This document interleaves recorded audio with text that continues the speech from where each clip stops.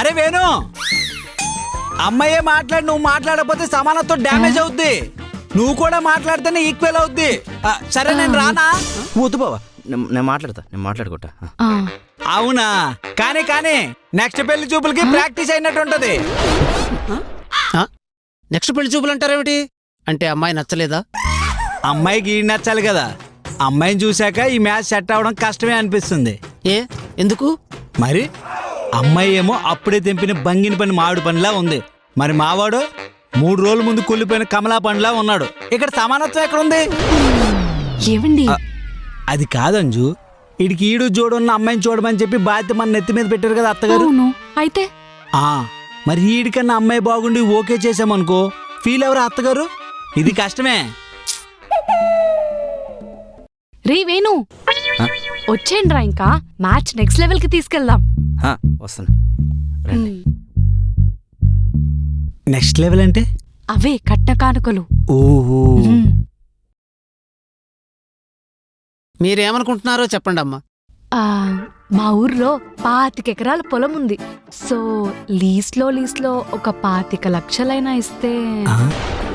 అదేంటది? మీ ఊర్లో ఎకరానికి 5 లక్షలు ఉంది, ఇంత తక్కువ అమ్మేస్తామా? మనం పొలం అమ్మట్లేదు, కట్నం అడుగుతున్నాము. ఓహో,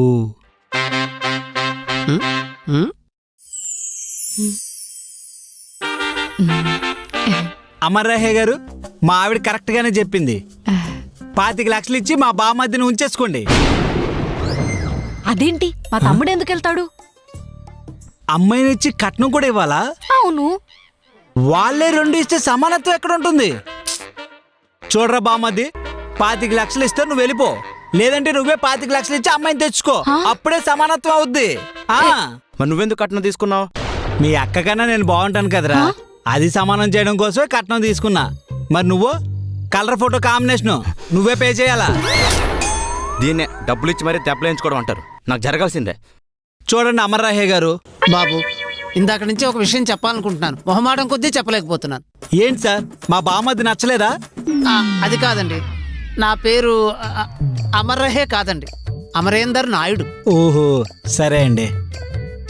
అమర్రాహే గారు, మా అదృష్టం ప్రకారం అబ్బాయికి అమ్మాయి నచ్చింది, మీ దురదృష్టం ప్రకారం అమ్మాయికి అబ్బాయి నచ్చాడు. ఇంకెందుకు, అంజు చెప్పినట్టు నెక్స్ట్ లెవెల్కి వెళ్ళిపోతాం. సరే బాబు, మేము కూడా మీ ఇంటికి రావాలి కదా.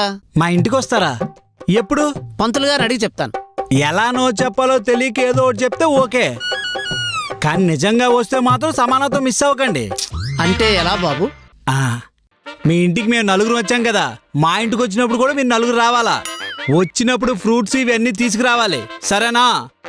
అప్పుడే సమానత్వం అవుద్ది. అలాగే. బాబు పద్ధతులు గట్టిగా పాటిస్తాడనుకుంటాను. మా పంతులు గారు వస్తున్నారు, వారు వచ్చాక జాతకాలు చూపించి మీ ఇంటికి రావడానికి ముహూర్తం నిర్ణయించుకుంటాం. సరే అండి. నాయుడు గారు,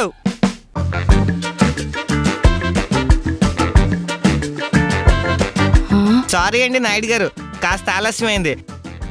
ఆల్రెడీ పెళ్లి చూపులు జరిగిపోయినట్టుకున్నాయి. ఇంతకీ ఏడి పెళ్లి కొడుకు? అమ్మో, ఈ సమానత్వం సన్యాసి ఏంటి ఇక్కడ ఉన్నాడు?